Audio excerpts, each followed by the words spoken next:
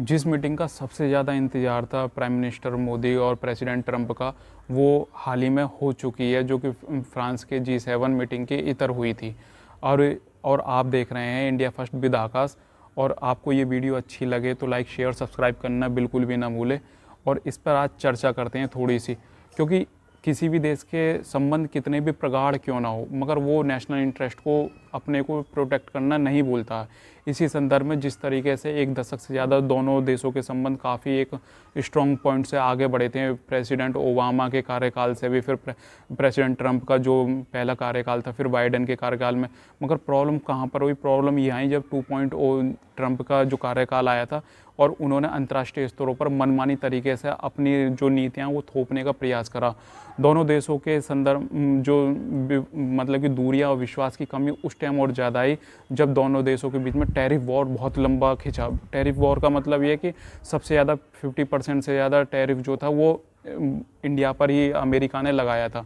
Trump सरकार के कार्यकाल में काफ़ी तल्खियाँ भी मौजूद दिखाई दी हैं, मगर वहीं पर एक भारत द्वारा एक मैच्योर डेमोक्रेसी के तरह उनको बिहेव भी किया गया है।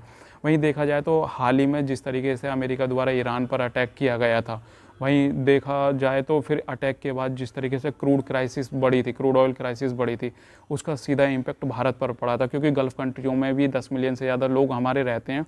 उनकी आजीविका पर भी एक बहुत बड़ा प्रभाव हुआ था।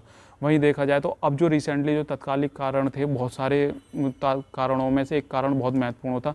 8 से 11 जून के दरमियान जब हॉर्मुज स्ट्रेट के पास में जो एम्प्टी सेटोवेल जो जहाज़ था, जो व्यावसायिक जहाज़ था, जो जिस पर पलाव का फ्लैग लगा हुआ था, और उस पर जो यूएस आर्मी ने जो अटैक किया था, और कहीं ना कहीं उसमें 3 जो भारतीय नाविकों की जान गई थी, वो एक भारत की जो राजनीति में और बहुत एक महत्वपूर्ण मुद्दा बनकर उभरा था, क्योंकि वो लोगों का दबाव था गवर्नमेंट के ऊपर कि सवाल पूछा जाए ट्रंप से कि ऐसा हुआ क्यों, और दोनों देशों के रणनीतिक संबंध होने के बावजूद कहाँ विश्वास की कमी है।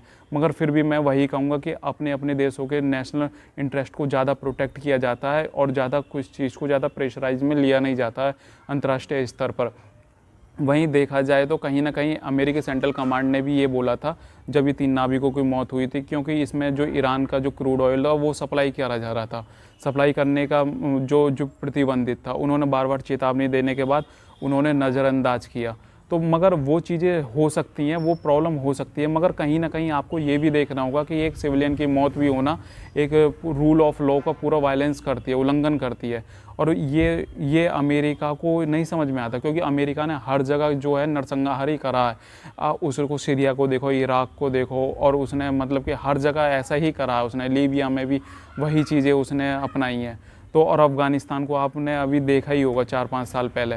अब ये देखा जाएगा कि दोनों देशों की जो मीटिंग हुई थी उसमें काफ़ी पॉजिटिव वाइब्स थे, कोई एक महत्वपूर्ण एग्रीमेंट तो निकल कर सामने नहीं आए, मगर कहीं ना कहीं एक दोनों लीडरों की मीटिंग के बाद कुछ ना कुछ पॉजिटिव ये देखने को मिला कि एकदम माहौल जो था बिल्कुल शांत था, एकदम गर्मा गर्मा ना था।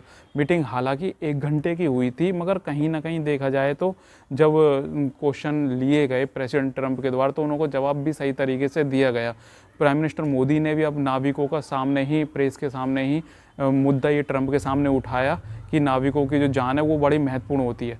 कहीं ना कहीं ये हमको ये सोच के चलना पड़ेगा, क्या हम यूएसए पर उस तरीके से विश्वास कर सकते हैं जिस तरीके से हम रशिया पर कर रहे थे?